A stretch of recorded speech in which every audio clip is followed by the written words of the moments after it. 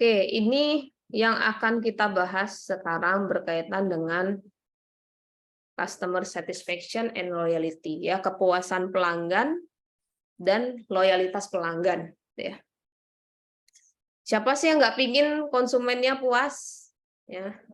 Siapa sih yang nggak pingin konsumennya loyal, benar-benar setia sama kita, nggak berpaling ke siapapun gitu ya? Itu adalah konsumen loyal namanya, ya. Dia nggak cuman kalau kalau puas bisa jadi cuman sekali, tapi kalau berkali-kali dan tidak berpaling itu baru disebut dengan loyal. Gitu. Jadi tingkatannya kita pingin sampai dia itu loyal, ya. Sangat bergantung dengan produk atau jasanya kita. Nah, ini apa ya?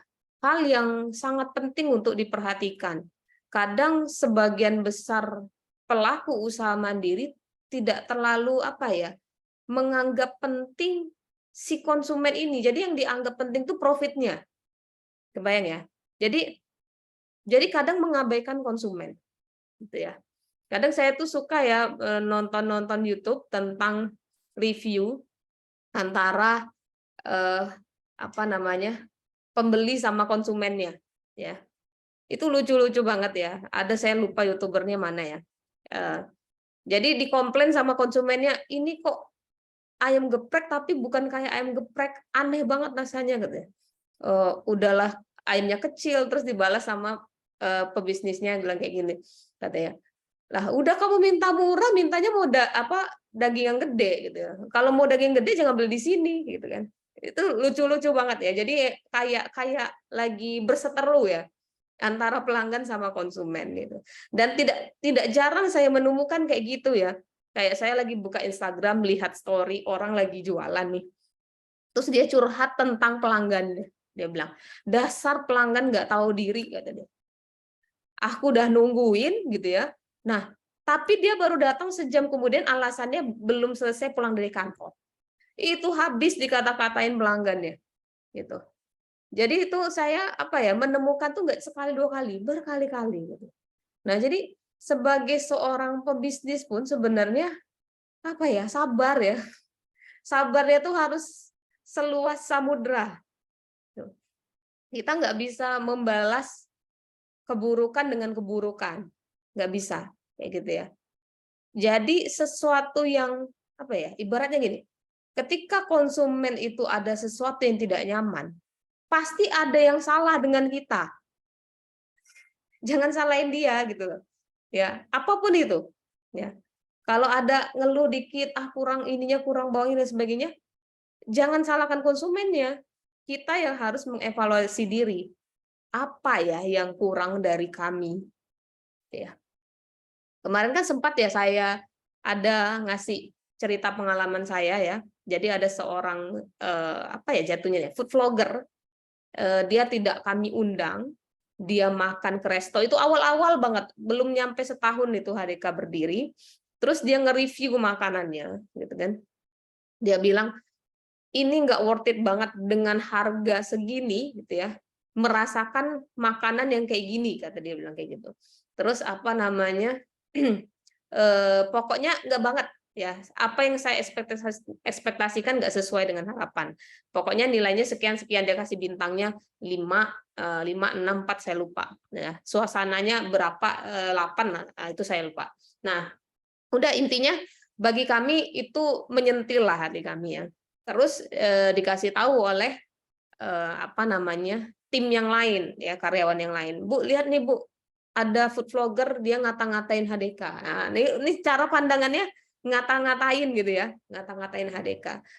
Terus grup itu rame lah ya. Kakak saya juga akhirnya nimbrung, kok ngomongnya gitu sih? Rame itu. Ya, saya baca dulu kan, saya perhatikan gitu. Terus saya bilang kayak gini, apa ya? Mungkin bagusnya kita undang lagi deh dia. Ya. Suruh dia datang, kita kasih gratis. Tapi sebelum kita kasih gratis, kita perbaiki dulu apa yang menurut dia kurang. Jadi itu benar-benar kita perbaiki. Dari mulai rasa steaknya kayak apa gitu ya. Terus juga apa namanya, makanan-makanan dessertnya seperti apa. Semua kita perbaiki. termasuk juga namanya yang menurut kami salah ternyata. Gitu. Sudah, kemudian sekitar 2 minggu ya atau sebulan kami undang, ya kami kasih makanan, silakan makan gratis buat dia. Nah, siapa sih nggak happy dapat makanan gratis ya? Makan dia, dan dia menikmati, dan dia jujur bukan karena makanannya gratis ya. Ya, dia merasakan bahwa ada perubahan yang cukup pesat dari sebelum dia datang, ya. Pertama datang dengan yang kedua. Akhirnya apa yang dia lakukan tanpa babi bu gitu ya. Babi bu, dia langsung bikin review baru. Ya. Ternyata saya mau ngasih klarifikasi. Saya baru pertama kali menemukan tempat resto yang bukannya dia itu merespon dengan negatif, tapi dia berusaha melayani customer-nya dengan sangat positif. Dia kasihlah testimoni dari awal sampai akhir bagaimana kronologis ceritanya. Dan alhamdulillah lewat proses itu juga saya nggak tahu ya apakah lewat dia juga itu nambah pengikutnya, ya.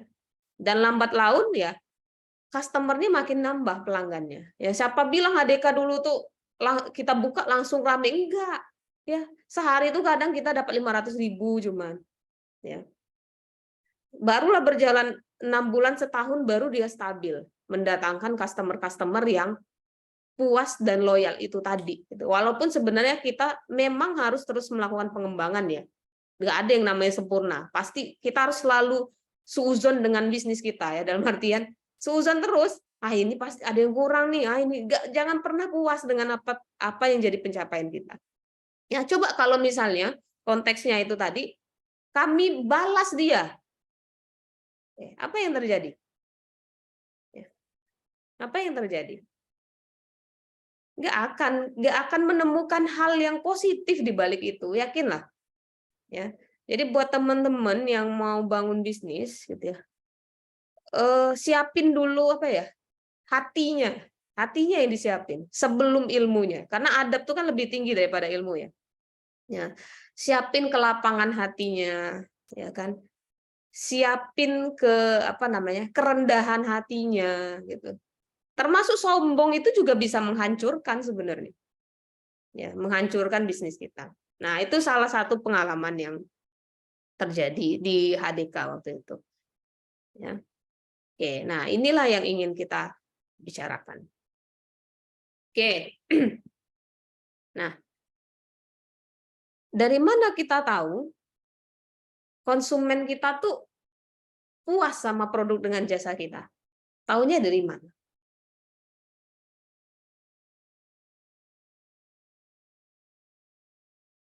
Ada yang bisa jawab?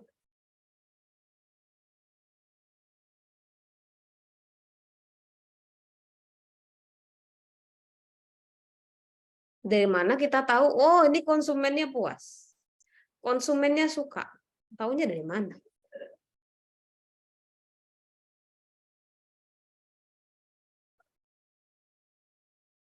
Dari feedback nggak, Bu? Atau Iza?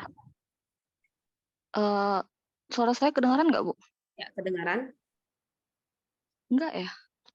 Ya, kedengaran, sangat jelas. Iya, Bu. Mungkin dari feedback, Bu, atau dari ini, mereka bakal datang,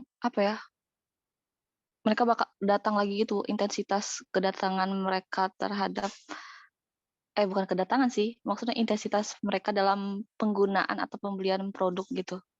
Ya, benar banget. Makasih Iza. Yang pertama adalah umpan balik. Ya.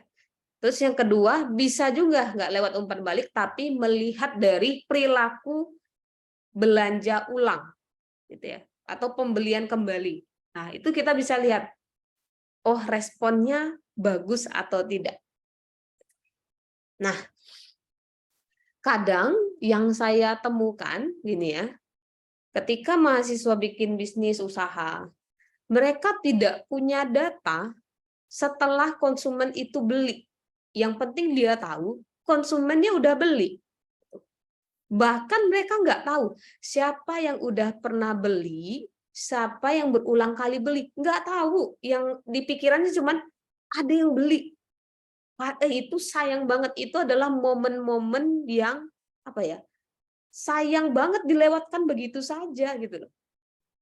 Kenapa saya bilang begitu? Saya ambil contoh ketika mereka menyusun skripsi. Jadi skripsinya mereka pakai usaha bisnis mereka, ya. Kaitannya dengan kepuasan pelanggan. Terus saya tanya, sebenarnya tanpa kamu menjalankan skripsi ini tuh harusnya sudah dijalankan, saya bilang. Melihat umpan balik dari konsumen, itu harusnya sudah jadi PR kewajiban kalian untuk pengembangan usaha. Jadi memang yang ditemukan mereka tidak melakukan itu. Jadi yang dipikirkan adalah yang sebelum keluarnya. Apa itu sebelum keluarnya? Cara bikin produknya, kemasannya. Tapi setelah luarannya, umpan baliknya, mereka tahu atau enggak sih? Sadar atau enggak sih? Ya. Sehingga memang umpan balik dari pembelian yang dilakukan oleh konsumen itu sangat butuh kita ketahui. Nah, makanya kalau lihat dari tahapan dalam proses pembelian, kan Anda sudah tahu ya, menganalisis masalah, cari informasi, mana yang bagus, evaluasi alternatif, akhirnya mana yang saya pilih, baru ambil keputusan membeli. Nah, kadang ini yang dilewatkan, yang mungkin kita lewat untuk memperhatikan, yaitu adalah evaluasi setelah membeli. Siapa yang melakukan? Yang melakukan adalah konsumen kita. Oke, ya. Jadi biasanya yang Anda tahu evaluasi setelah membeli, ya, yang Anda tahu ya, kalau di pelaku usaha mandiri, biasanya mereka melakukan apa?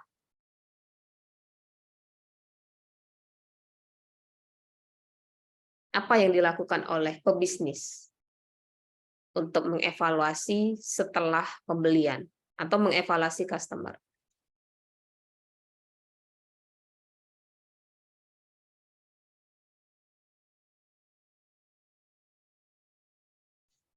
Izin Bu. Ya, dari suaranya oke Putri. Ya. Ya jadi kalau ini spesialnya misalnya kayak untuk di barang yang dibeli secara online ya Bu, ya melalui kayak e-commerce gitu. Nah untuk mengetahui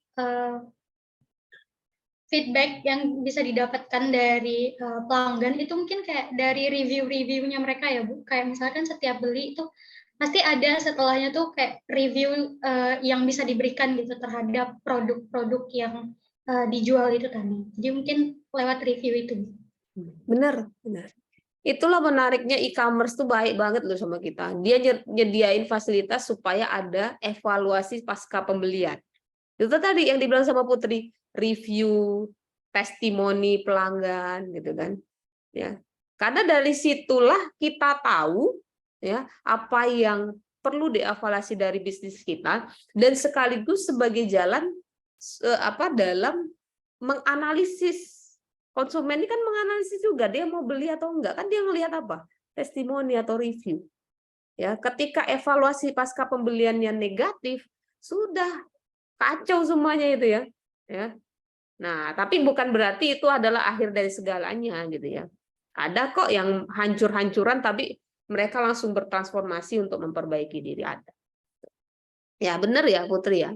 Jadi lihat di e-commerce itu ada review, testimoni. Atau enggak jauh-jauh kalian ke Alfamart ya. Terus ada layar. Apakah Anda puas dengan berbelanja hari ini? Nah, tekan lebah ya, ada tekan-tekan. Saya sampai saat itu nggak bisa tekan-tekan lebah ya itu ya. Apa yang salah dengan jari saya nih ya? Nah, itu adalah bagian dari umpan balik. Ya, terus Anda lihat misalnya di Google review ya. Oh, pingin makan di apa? Rich Kitchen. Ya, lihat gimana ya testimoninya, baca, kok pada jelek semua, nggak jadilah. Ya, nah itu adalah apa ya, fasilitas yang perlu Anda sediakan ketika Anda membangun suatu usaha, walaupun usaha Anda kecil, walaupun usahanya usaha kaki lima. Saya nggak jarang kok menemukan usaha kaki lima terus ada reviewnya di Google, ya. Memang mereka bikin sendiri dan mereka sangat menghargai umpan balik dari konsumen, tuh ya. Oke, nih Nah,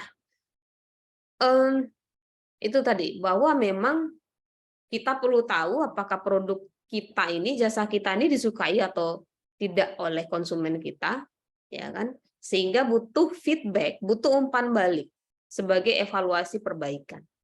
Nah, jadi yang namanya membangun usaha itu dia terus melakukan pengembangan, ya. Makanya kalau dalam perusahaan itu ada divisi atau subdivisi tersendiri namanya organizational development atau pengembangan organisasi. Salah satunya adalah pengembangan core bisnisnya, kayak gitu ya.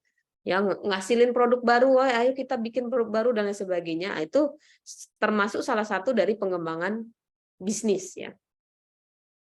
Oke. Nah, oke, kenapa ya penting banget kita tahu ya evaluasi pasca pembelian ini karena dia tuh berentet ya. Dia punya apa namanya? Punya impact gitu ya. Jadi ketika apa namanya? Kita tahu umpan baliknya bagus, konsumen melakukan pembelian berulang ya, maka apa yang dia lakukan ya, minimal dia akan menceritakan ke orang-orang ya, sorry. Minimal dia akan pakai lagi ya. Gimana sih? Ya, oke, minimal kan dia pakai, kemudian dia akan menceritakan ke orang lain. Orang kalau dia happy, bahagia, biasanya ya dia akan menceritakan atau share ke orang lain terhadap kebahagiaannya. Yang namanya manusia ya, ketika ada suatu emosi yang memuncak di hatinya, dia akan lebih suka untuk sharing. Termasuk juga kesedihan. Orang kalau lagi sedih, ya, lagi kesel, lagi marah, dia salah satunya milih untuk mencurahkannya ke orang. Sama juga dengan kebahagiaan. Jadi ketika dia merasa puas, dia akan rekomendasiin ke orang lain. Wah, happy dong. Ketika dia merekomendasikan ke orang lain, nambah kan pelanggan kita, yang ujung-ujungnya akan menambah keuntungan jangka panjang. Ya. Kebalikannya, ketika responnya jelek, konsumen itu apa yang dilakukan? Ya. Jadi dari artikel yang saya baca, ternyata dampak dari respon yang buruk itu ya lebih parah daripada sekedar respon yang positif. Dalam artian orang akan cerita sesuai dengan apa yang dia rasakan kalau responnya positif. Tapi kalau respon negatif teman-teman, biasanya itu cenderung dibesar-besarkan. Ya, jadi merembetnya kemana-mana. Itu artikel yang saya baca tuh. Ya, jadi bahaya banget walaupun kesalahan kalian satu gitu ya, tapi merembetnya kemana-mana. Sama halnya misalnya dengan pasangan lah gitu ya. Anda kesal karena dia telat jemput. Akhirnya merembet ke semua. Iyalah kamu tuh kan gini, kamu tuh lebih memprioritaskan si A B C D. Kamu tuh nggak peduli. Wah, merembetnya kemana-mana. Sama juga dengan ini. Jadi kesalahan kecil itu bisa membesarkan kesalahan yang lain. Tapi kalau dia puas, puasnya cuma sebatas apa yang dia alami. Jadi hati-hati ya teman-teman ya, kalau dapat respon yang negatif. Oke, nah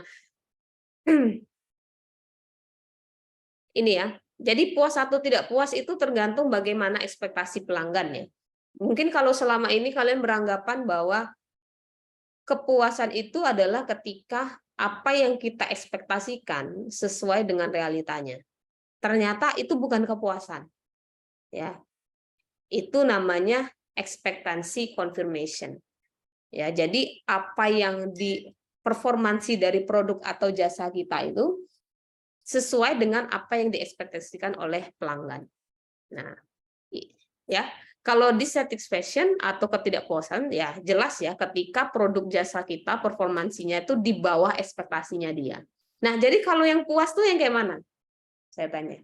Oh, jadi bukan kayak gitu ya kepuasan, Bu ya. Bukan apa yang diekspektasikan sesuai dengan yang apa realitanya ya, Bu ya. Jadi kepuasan tuh apa? Hmm.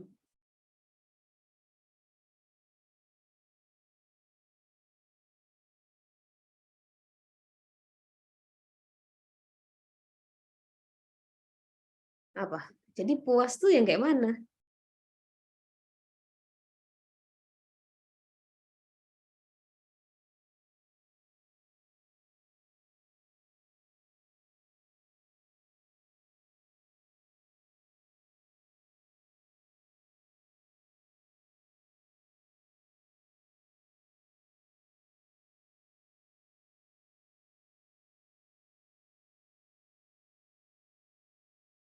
Ayo.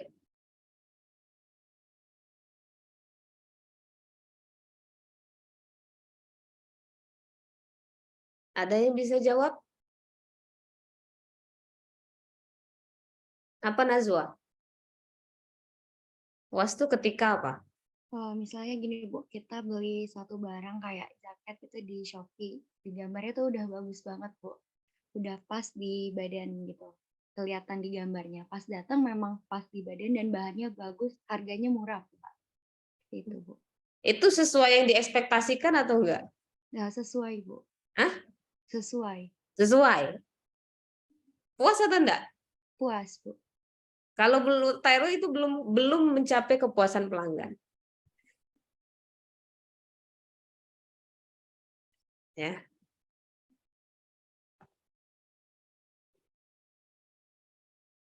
Kecuali tadi yang Najwa bilang, ekspektasi dia adalah dia beli baju ini akan pas di badan dia. Bagus.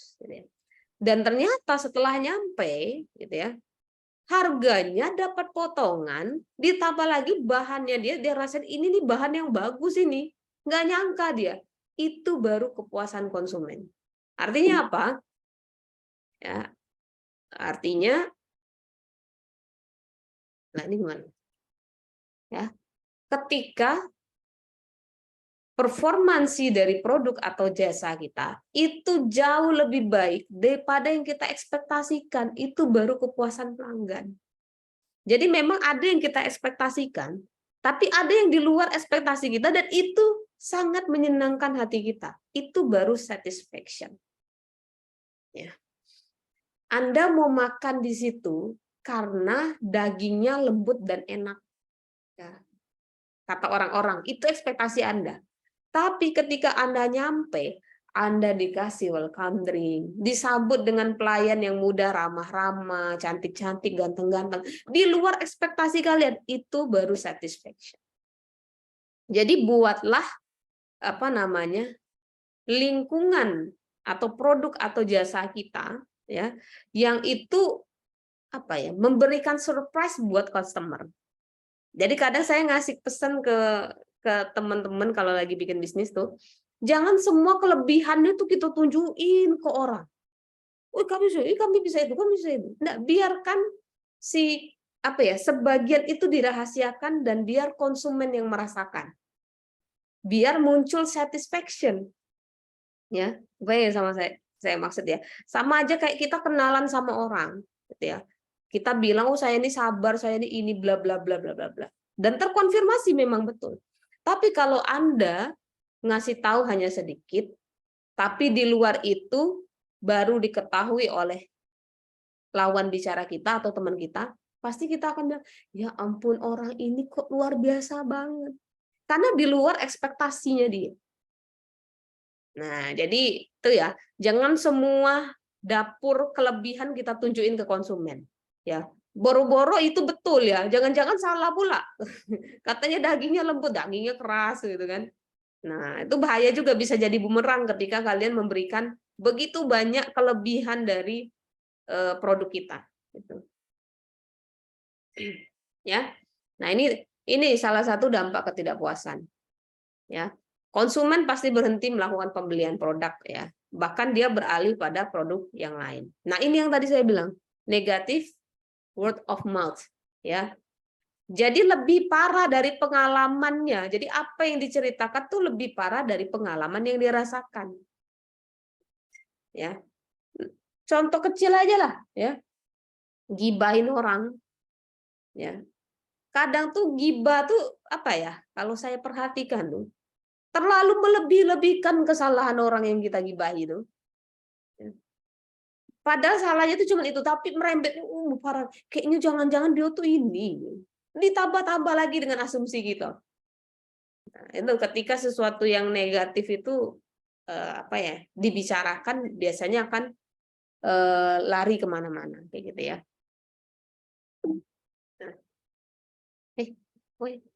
Nah ini lebih parah lagi kalau dia mengadu ke pihak-pihak otoritas ya. Dia bawa ke ranah hukum ya. Karena kita tantang, ada loh yang kayak gitu. Nah, ini saya tidak senang nih kalau kayak gini. Saya bawa ke ranah hukum, gitu ya. Nah, itu hati-hati. Ya, jangan ditantang, konsumen tuh jangan ditantang. Ya. Jangan nantang orang lagi marah. Ya.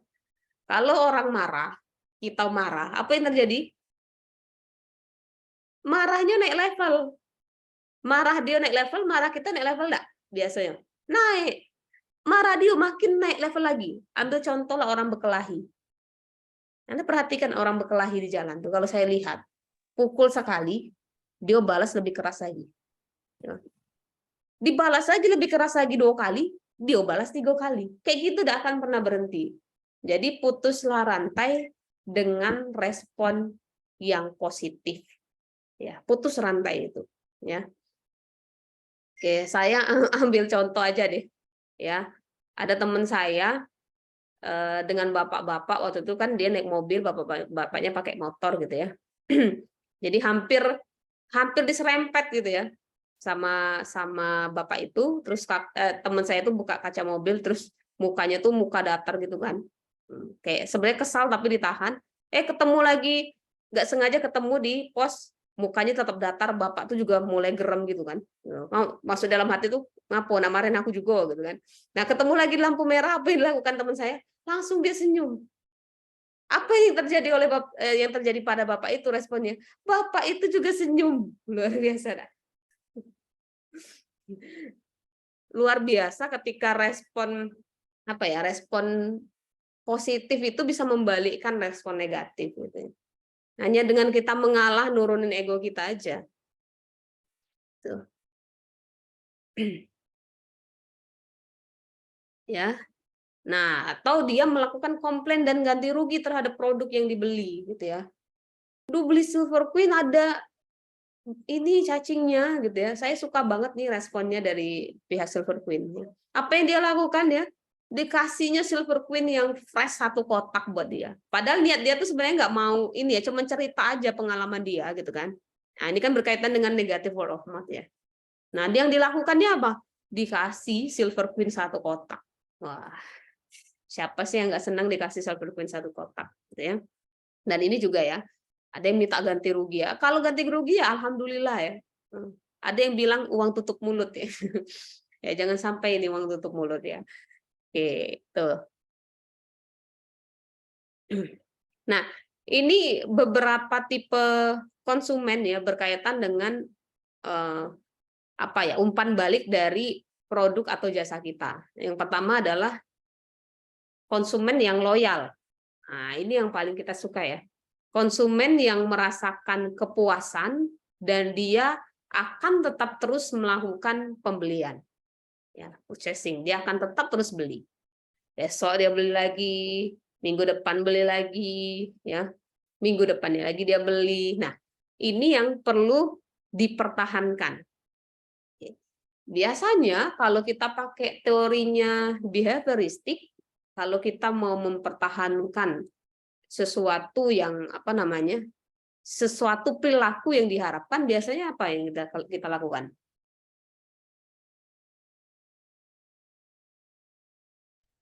Apa biasanya?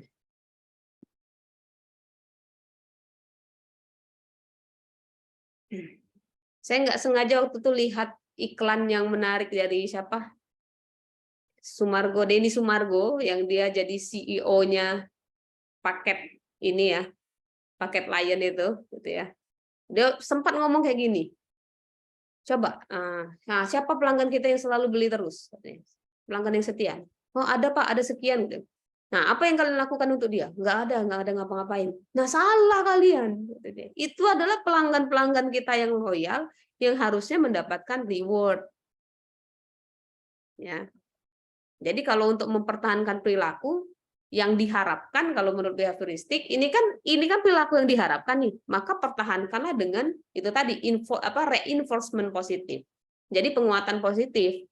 Penguatan positifnya adalah dengan diberikan penghargaan. Ya kan? Pasti sering Anda menemukan ya, banyak ya reward customer gitu-gitu ya. Kadang di bank ya, yang sering itu kadang ngabatinnya bank ya, kadang dikirimin parcel atau apa gitu, itu bagian dari reward. Dan mereka dapatnya dari mana? Dari mendata. gitu loh. Konsumen tuh sebisa mungkin kita data yang beli sekali, 2 kali, 3 kali gitu. Ya. Kalau kalian tidak melakukan pendataan, bagaimana kita tahu ini pelanggan kita nih yang loyal atau enggak gitu kan? Ya, harus lihat datanya. Ya. Nah, ada yang defectors nih apa ya? Pada intinya adalah dia sebenarnya ya cukup puas aja gitu loh. Ketika pakai produknya oke, ya netral lah gitu. Nah, ini bahaya nanti sewaktu-waktu ya itu tadi ya pembelot ya. Pembelot. Sewaktu-waktu ya dia bisa aja milih yang lain. Gitu loh. Atau ganti produk kompetitor lain. Bukan dia merasa nggak puas, enggak, dia ekspektasinya sesuai. Ini ekspektasinya sesuai. Oh iya. Enak gitu ya. Tapi enaknya yang biasa aja. Oh bagus, tapi bagusnya yang biasa aja. Ya. Tapi itu tadi dia pembelot, puas, tapi sewaktu-waktu bukan berarti saya akan tetap beli kamu gitu. Ketika ada yang bagus saya pilih yang lain gitu. Nah, ini juga hati-hati dengan konsumen yang defectors ini. Kita harus cari tahu mengapa dia netral dengan produk atau jasa kita. Ya. Artinya kita tetap harus melakukan evaluasi. Ya, apa yang menyebabkan? Nah, ini biasanya ini nih, yang beli cuma sekali, gitu kan? Oke. Atau yang tiba-tiba dia ganti produk, gitu ya. Nah itu. Nah, yang lebih seram lagi adalah teroris nih, kategori teroris. Ya. Dia punya pengalaman yang buruk dengan produk kita atau jasa kita, yang mengakibatkan apa? Dia menyampaikan hal-hal yang negatif dari mulut ke mulut ke orang lain terkait pengalaman buruk dia terhadap produk jasa kita. Jangan salah, dia sekali ngomong, misalnya saya ngomong ke Farah Shopee bahwa pasta gigi ini nggak enak dan lain sebagainya, Farah Shopee bisa jadi nggak menutup kemungkinan akan cerita ke Nabila. Nggak usah beli itu deh. Kemarin tuh kata si Bu ini tuh nggak enak, pasta giginya nggak seger gitu. Wah itu efeknya berkali-kali lipat teman-teman, bisa menjadi bola salju, bahaya. Ya, maka harus dihentikan itu sebenarnya. Ya, harus punya strategi untuk menghentikan. Oke, ada yang the host state. Nah, ini yang bahasa Inggrisnya TOEFL-nya 500 ya, tolong dibantu. Ya, ini menarik ini konsumen yang ini nih. Dia sebenarnya nggak happy dengan produk itu, tapi karena kondisi lingkungan yang memaksakan dia tetap menggunakan itu. Saya nggak mau nyebut namanya ya, nanti itu pula ini kan saya rekam di rencana ini kan mau masukin di YouTube. Oke. Anggaplah misalnya jasa apa namanya untuk internet di rumah ya. Dia cuma pemain utamanya gitu loh. Yang lainnya cuma sedikit. Mau pelanggan tuh udah berkoar-koar, ini kacau banget internetnya lambat dan lain sebagainya. Kami minta dipanggil teknisi tidak datang-datang. Santai dia. Kami pemain, hampir pemain tunggal gitu. Oke.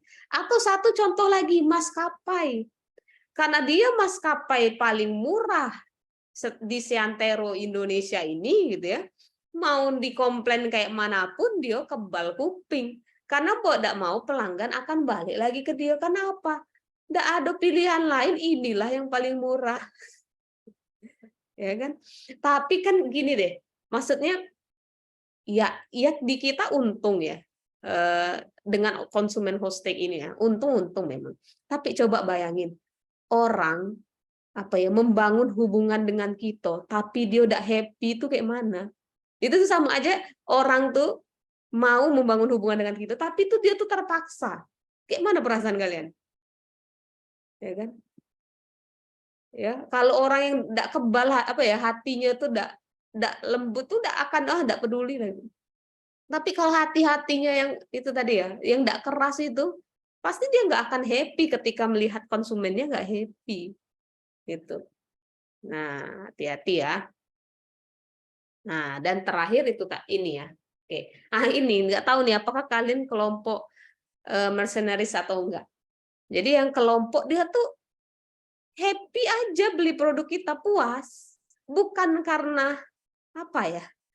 Bukan karena produk kita nih bagus, sedih juga ini ya. Cuman karena dia hobi belanja. Ya, semuanya dia beli, ini dibeli. Ah, ada apa nih lucu beli gitu. Ya, dia puas tapi sebenarnya bukan karena rasionalnya dia. Ini nih orang-orang yang irasional ya. Ini irasional banget nih. Nah, ini yang disukain sama pebisnis. Ya, yang penting beli aja produk kita. Ya, jadi orang-orang yang sebenarnya ya impulsif. Makanya sekarang tuh udah banyak skripsi yang bahas tentang impulsif buying gitu kan. Ya, kenapa sih orang impulsif? Kenapa sih orang beli kosmetiknya banyak banget gitu kan? Ya, dia nggak tahu juga bagus atau enggak. Yang penting pakai aja, walaupun mukanya masih gitu-gitu amat gitu ya. Nah, misalnya gitu ya, contoh aja. Nah, jadi, ini sebenarnya nih konsumen-konsumen yang rasional gitu. Dan menariknya banyak artikel yang sekarang bergeser bahas tentang konsumen yang irasional ini. Banyak banget, terutama di kalangan remaja. Yang dia happy ketika dia bisa melakukan perilaku impulsif ataupun konsumtif. Yang bermasalah bukan kebutuhannya ya, tapi karena ada yang apa ya? Ada yang bermasalah di diri dia gitu kan biasanya. Dia merasa nggak cantik nih. Oh, semua kosmetik dia beli. Nah, itu impulsif. Ya. Nah, jadi inilah salah satu di beberapa karakteristik konsumen yang pada dasarnya punya perlakuan yang beda-beda harusnya kita perlakukan gitu. Ya, teman-teman, apalagi yang ini kalau saya bilang konsumen yang rustik ini tuh menyedihkan sebenarnya. Jadi kok saya ngelihat itu nggak tega kalau pebisnis tuh membiarkan begitu saja. Walaupun profit ngalir tapi orang nggak bahagia, itu sama aja tuh kayak nggak berkah sih kalau saya bilang ya. Nggak ada keberkahannya, nggak ada kebahagiaannya. Tuh. Oke. Nah, apa yang bisa kita lakukan untuk menjaga kepuasan dan loyalitas pelanggan kita ya? Nah, itu tadi kita harus tahu bahwa konsumen tuh macam-macam ya tingkah lakunya tuh. Nah, apalagi kalau kita belajar psikologi, berarti kan manusia itu adalah makhluk individual. Dalam artian bukan individualistik ya, tapi beda-beda kelakuannya, itu harus kita sadari. Ya, termasuk konsumen nggak bisa kita pukul rata tabiatnya, nggak bisa. Gitu. Ya, jadi kita harus lihat dulu, oh kalau yang bapak-bapak nih kayak gini. Oh kalau yang emak-emak nih yang penting bisa dapat gratis, promo dan sebagainya. Ya. Oke. Apalagi kalau yang targetnya semua kalangan ya. Semua kalangan, misalnya contoh kayak ice cream gitu ya, atau kopi ya. Nah, ini kalau kopi yang dinikmati bapak-bapak yang kayak mana gitu ya. Yang anak muda yang kayak mana gitu ya. Nah, yang kayak kemarin tuh kopi kece ya. Target dia adalah kopi yang bisa dirasakan oleh semua kalangan. Artinya kalau semua kalangan bisa merasakan, dia harus melihat karakteristik setiap lapisan konsumennya itu. Ya. Kemudian mengetahui reaksi konsumen tadi ya, puas atau enggak puas, maka lakukanlah survei ya. Ambil data, baik itu data yang sifatnya kualitatif maupun kuantitatif. Ya. Bikin layanan juga ya, pengaduan atau keluhan. Nah, dan ini juga penting nih. Perlu dilatih konsumen itu supaya kita tahu dia ini menggunakan produk atau jasa kita dengan benar atau enggak sih? Ya, ambil contoh lah misalnya kayak produk, saya balik lagi kosmetik ya, karena itu paling mudah ya, atau skincare. Kadang ada, saya nggak tahu step by step-nya kayak mana. Oh, dia langsung pakai apa gitu ya. Padahal sebenarnya step-nya harus pakai toner dulu, apa dulu, ini dulu, baru itu akan maksimal gitu. Tapi dia tidak melakukan itu karena ketidaktahuannya, sehingga menjadi tidak maksimal. Gitu. Apa yang terjadi? Puas nggak dia? Nggak puas. Tidak puas karena ketidaktahuannya sendiri. Nah, maka ada yang namanya edukasi pelanggan. Contoh yang dilakukan oleh Telkom. Ya, yang namanya teknologi itu kan nggak semua orang bisa ya, terutama kalau emak-emak atau orang yang sudah lanjut tuh ya, nggak ngerti cara ngotak-ngatiknya. Sehingga setiap ada masalah, komplain terus, komplain, karena nggak paham cara mengoperasikannya. Makanya dilakukanlah oleh Telkom itu fasilitas edukasi pelanggan. Jadi mereka lebih banyak fokusnya ke edukasi pelanggan ya. Bukan karena banyak ya, walaupun memang ada beberapa keluhan, tapi sebagian besar keluhan dikarenakan konsumen tidak mengerti cara penggunaannya. Kayak gitu. Ya. Kemudian juga ya, memonitor konsumen bahkan setelah pembelian. Jadi tetap keep hubungan sama pelanggan kita gitu loh. Jangan dia beli habis itu udah selesai, goodbye. Enggak. Makanya kadang ada yang ngomongin contoh simpel aja, kayak saya dialer mobil nih, ya saya servis sudah selesai di Honda, terus dia ngechat nih orangnya, selamat, bukan ngechat, telepon malah ya, halo selamat pagi dengan Bu Ferdiantika, benar, iya, kemarin Bu Ferdiantika telah melakukan servis berkala ya pada tanggal sekian-sekian, iya betul, nah bagaimana rasanya Bu Iin, kira-kira ada yang perlu diperbaiki, oh kayaknya saya masih kurang nih, oh begitu ya, oke, nanti bisa Bu Iin untuk kembali datang. Nah itu adalah bentuk memonitor konsumen setelah proses tindakan gitu ya. Ya termasuk juga kalian servis motor gitu juga nggak, dihubungin nggak ya? Harusnya sih dihubungin ya. Oke. Nah, dan lain nggak cuma masalah itu juga ya, produk-produk makanan juga, makanan, minuman, dan lain-lain.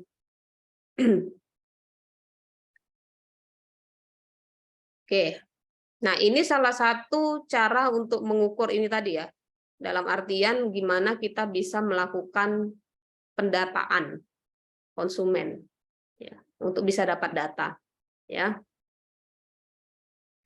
Nah, ada yang modelnya customer valuation. Jadi melakukan penilaian konsumen dengan mengkategorikan konsumen berdasarkan keuntungan finansial dan cara mereka membeli.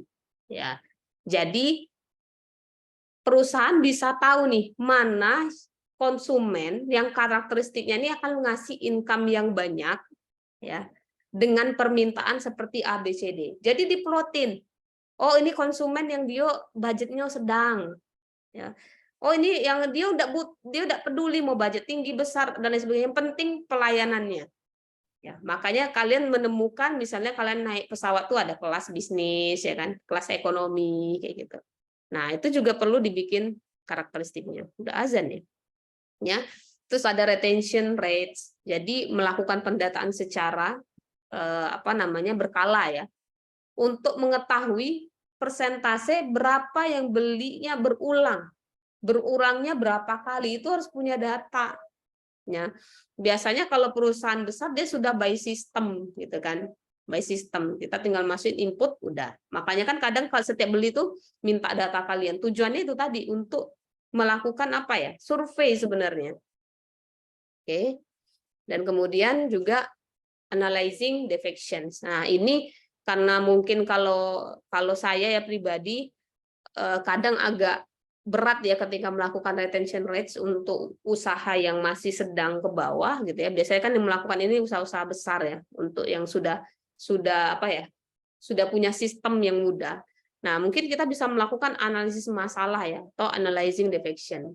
Jadi menemukan akar masalah ya dari konsumen-konsumen kita yang mengeluh kepada kita. Ya.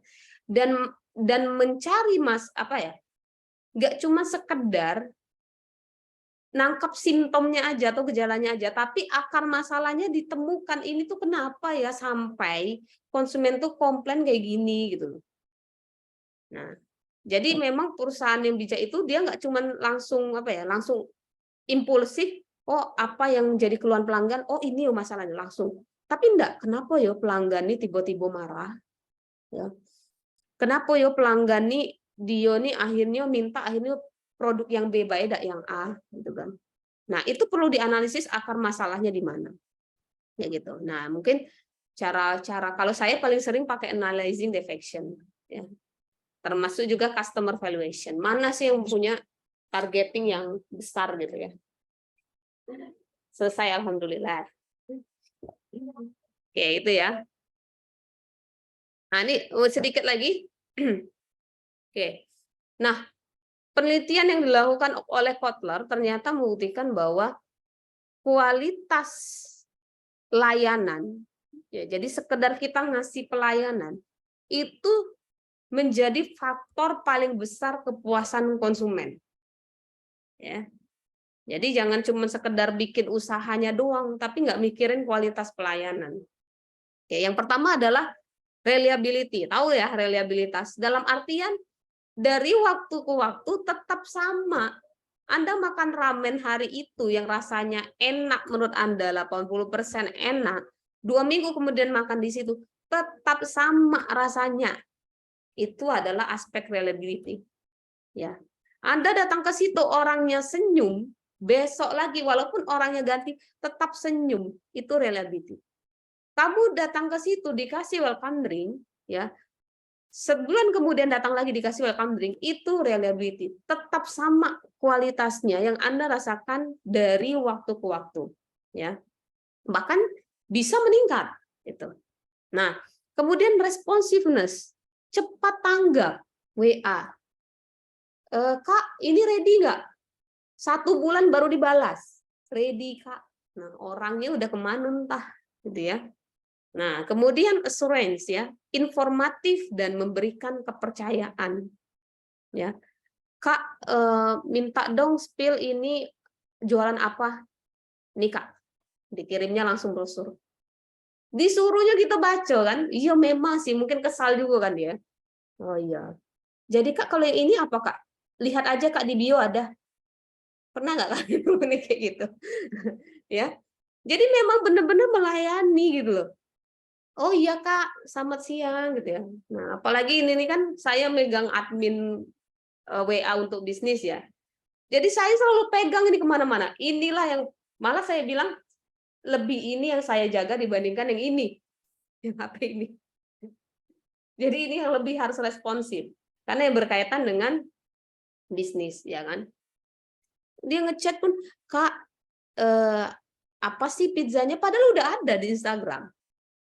Tapi yang namanya kita mengedepankan assurance, kita tetap layani. Iya Kak, kita punya pizza dengan rasa ini Kak, ukuran medium dan small. Oke.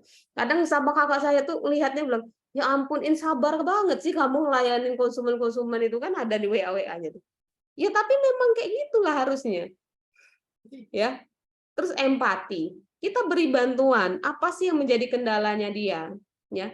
Tanpa sebelum dia minta bantuan. Nah, kayak mana tuh caranya? Salah satunya yang dilakukan oleh Honda tadi ya.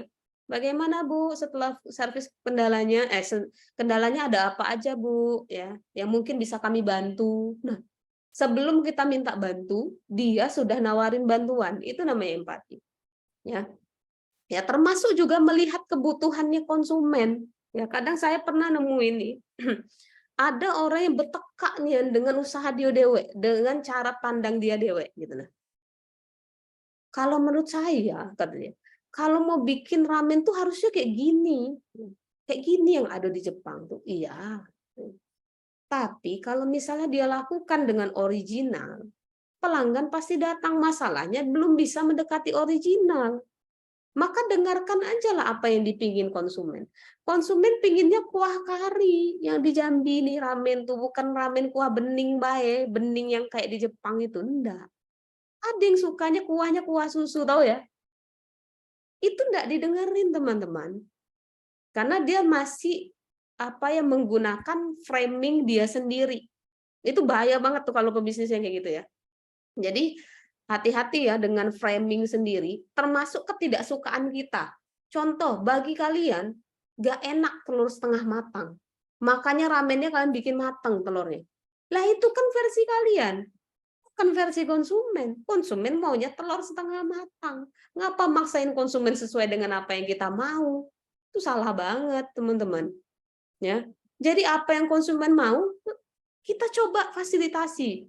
Walaupun memang nggak semua apa yang diinginkan konsumen itu harus kita terima, enggak. tetap harus dianalisis dulu semuanya. Ya, mana yang memungkinkan, mana yang harus dijembatani kayak gitu ya. Ya, termasuk juga tangibles. Tampilan fisiknya menarik walaupun tempatnya sederhana. Dia punya value walaupun tempatnya sederhana. Karyawannya bersih, rapi gitu ya. Ya.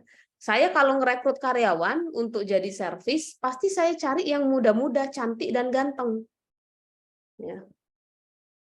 Kadang teman saya bilang, wih ini Pade nih kalau nyari karyawan, dicarinya yang cantik-cantik sama yang ganteng-ganteng. Ya, lah memang karena yang namanya pelayanan, kita tuh manusia tuh makhluk visual, dia senang dengan sesuatu yang indah. Contoh di surga itu pelayannya itu muda-muda, ya bahkan digambarkan mutiara yang tersimpan gitu loh. Coba itu untuk kita karena kita tuh dilayani, makanya Allah tuh ngasih yang terbaik gitu loh. Masa kita nggak ngasih yang terbaik? Yang bawa tuh orang-orang udah tua, ngangkat bapak-bapak gitu kan. Nah kan nggak apa ya, jadi secara tangibles-nya dapat gitu. Bukan berarti apa ya, wah susah nih kalau di tempat ini yang udah umur 30-40 pasti tidak dapat kerjaan. Iya dapat, kalau di bagian manajerial baru saya kasih. Tapi kalau yang bagiannya look up itu ya, saya akan cari yang muda-muda, cantik dan ganteng. Ya, makanya kalau kalian main KDK, lihat tuh orang-orangnya muda-muda, usianya 18, 19, 20, ya. Oke. Orangnya cantik, ganteng, bahkan lebih cantik mereka lah daripada ownernya kalau saya bilang ya. Lebih ganteng mereka daripada ownernya tuh. Nah itu tadi karena kita mengedepankan yang namanya tangibles. Jadi kalau kalian mau buka usaha pun walaupun kaki lima untuk karyawan carilah yang muda, ya. Jangan yang embok-embok. Bukan masalah ininya juga ya. Mungkin secara fisiknya juga performanya kan cenderung menurun gitu kan. Nah ini perlu diperhatikan ya teman-teman ya kalau mau buka usaha. Oke, mungkin itu saja ya, sudah zuhur juga. Ya. Nanti ini bisa kita diskusikan di minggu depan. Jadi teman-teman sudah harus turun ke lapangan untuk mencari usaha yang menurut Anda perlu Anda analisis dan temukan di mana masalahnya, dan Anda berikan rekomendasi pengembangan bisnisnya. Ya, banyak di Jambi nih. Ya, teman-teman ya. Lebih bagus lagi kalau itu adalah usaha kalian sendiri. Ya. Jadi memperbaiki ya kebutuhan kalian gitu ya. Oke. Jadi minggu depan silakan Anda sudah mulai turun ke lapangan. Seperti biasa saya membutuhkan laporan apa yang sudah kemajuan apa yang sudah Anda dapatkan dari turun ke lapangan. Ya, berarti kan minggu depan turun ke lapangan berarti otomatis udah libur ya. Pokoknya gunakanlah waktu itu ya sampai nanti di bulan jatuhnya bulan apa nih? April, Mei akhir itu Anda sudah mempresentasikan temuan-temuan kalian. Ya, entah Mei akhir atau Juni awal ya. Pokoknya pertemuan terakhir. Oke, mungkin itu saja teman-teman. Ini ada quotes-nya ya, lupa ya. Ada quotes terakhir. Ya. Customer satisfaction is profitable because the customer becomes your salesman forever. Enak banget ya kalau sudah punya konsumen yang puas dan loyal. Tanpa kita bayar malah dia ngasih uang. Dia yang jadi salesman kita. Ya, itu tadi karena yang namanya emosi ya, emosional itu sesuatu yang butuh untuk disalurkan. Makanya ketika happy pun dia akan menyalurkannya ke orang lain. Oke, itu saja teman-teman. Terima kasih sudah zuhur. Ada pertanyaan mungkin?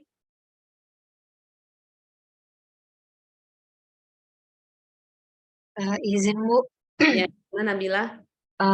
nanti PPT-nya boleh dikirim ke grup. Boleh. Kasih Bu. Ya, apa sih yang nggak boleh? Ya. buat Nabilah dan kawan-kawan. Ada lagi?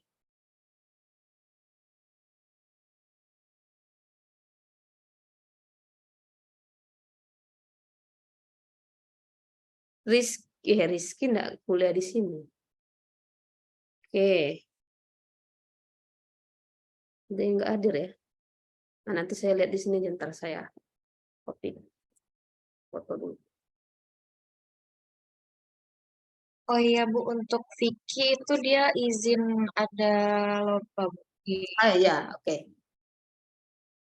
Ya, nanti saya bikin izin. Oke, mungkin itu saja ya teman-teman, karena tidak ada pertanyaan. Kalaupun ada pertanyaan, silakan dikumpulkan di minggu depan, mungkin bisa kita bahas bersama-sama ya. Jadi minggu depan saya melihat kemajuan kalian ya. Mau bimbingan juga boleh. Saya kasih kesempatan kalian mau bimbingan, Bu. Saya menemukan ini, Bu, ya. Kasus ini, permasalahan ini menarik, Bu, di tempat bisnis ini. Kenapa ya, Bu, ya bisa kayak gitu. Nah, bisa. Saya senang banget kalian sharing bersama saya. Oke, itu saja. Terima kasih teman-teman. Kita tutup kuliah hari ini dengan mengucapkan rasa syukur yang luar biasa. Alhamdulillahirabbil alamin. Selamat siang, selamat istirahat dan beribadah. Assalamualaikum warahmatullahi wabarakatuh. Waalaikumsalam. Terima kasih Bu. Ya, sama-sama. Terima kasih Bu. Sama-sama.